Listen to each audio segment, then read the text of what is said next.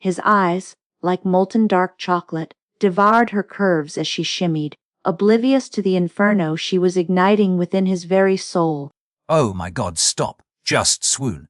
That was a reading of Aston, people. Aston Cage, the brooding chief executive officer with a heart of, well, molten dark chocolate, apparently. Welcome back to Between the Sheets, the only radio show brave enough to tackle the literary lava flows of romance. I'm your resident love-drunk fool. And I'm here to provide the smelling salts and a hefty dose of reality, molten dark chocolate. Are we reviewing a romance novel or a dessert menu? You wouldn't know romance if it slapped you in the face with a bouquet of long-stemmed roses and a handwritten sonnet. We're diving headfirst into Carrie Ann Ryan's The Forever Rule, the first in the Cage family series, and let me tell you, it's steamy. Steamy like a poorly ventilated gym locker, maybe, so lay it on me. Who are these people, and why should I care about their chocolate-covered angst? Okay, so picture this Aston Cage, chief executive officer, total alpha, but with a gooey, vulnerable center. He's got more baggage than an airport carousel, thanks to his dear old dad, whose surprise had a secret second family. Oh, goody. Another dead dad with more secrets than a politician's search history original. Shush, then there's Blakely Graves. She's sassy, independent, and accidentally gets fired for dancing with Aston at a club. Then she ends up working for his company, and cherry on top, she's best friends with Aston's newly discovered half-sister, Isabella. Wait, so it's a workplace romance, a forbidden love, and a family drama. This book is trying to do more tricks than a circus poodle. It's called Layers, like a delicious multi-tiered cake of passion and intrigue, and the chemistry between Aston and Blakely, off the charts. One reviewer said it was white hot, and I concur. White hot. Sounds like they need to turn down the thermostat, or maybe consult a doctor. I bet their first date was at a fire extinguisher convention. Their first encounter was actually a text message mishap. Blakely accidentally joins the Cage family group chat, and the flirting starts there. It's adorable. Adorable like a root canal. So, she gets fired, then hired by the one who got her fired, who also happens to be her best friend's brother. This plot is thinner than my patience.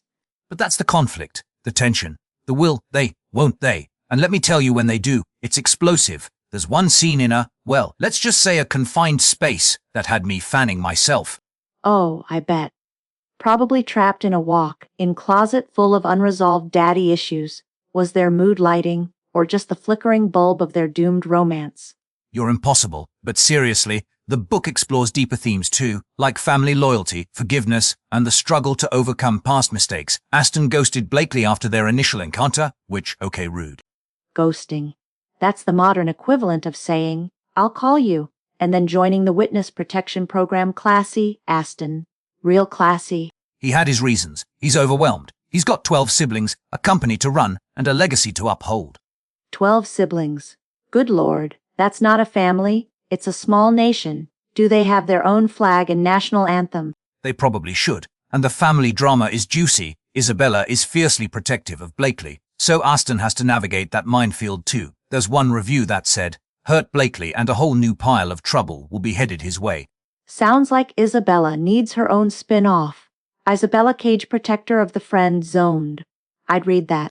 You'd read the phone book if it had a sassy female protagonist.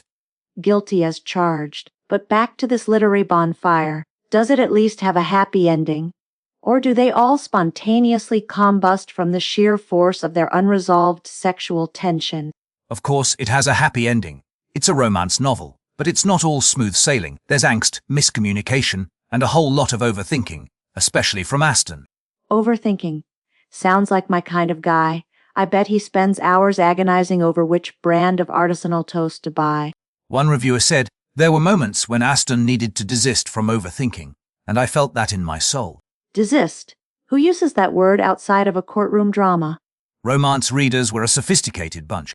Sophisticated like a chimpanzee tea party. So, final verdict. Thumbs up or thumbs down? Should our listeners rush out and buy this book, or use it to prop up a wobbly table? 2 thumbs up, a wink, and a suggestive eyebrow raise. The Forever Rule is a fun, flirty, and emotionally engaging read. It's the perfect escape for anyone who loves a good second-chance romance with a side of family chaos. My verdict. 1 reluctant thumb sideways. It's predictable, cliché-ridden, and the plot has more holes than Swiss cheese. But, hey, if you're into that sort of thing, Go nuts. Just don't come crying to me when Aston's molten dark chocolate eyes give you a sugar rush.